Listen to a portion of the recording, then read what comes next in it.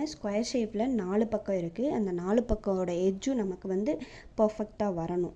So start பண்ணலாம். Start பண்ணோம்னா ஸ்டார்டிங்கில் அந்த குட்டி லாக் ஸ்டிச் போட்டு ஸ்டார்ட் பண்ணலாம்.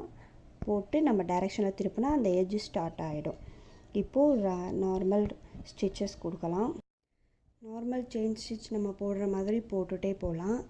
போட்டுட்டு அந்த எண்டு வரைக்கும் போயிட்டு இப்போது நம்ம எந்த டைரெக்ஷனில் நம்ம திருப்பணும், இந்த டைரெக்ஷனில்.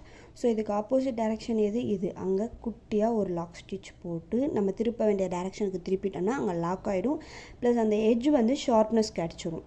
ஸோ நெக்ஸ்ட்டு பாருங்கள், ரன்னிங் கொடுத்து நார்மல் செயின் ஸ்டிச் எப்படி போடுவோம் அதே மாதிரி போட்டுகிட்டே போகலாம்.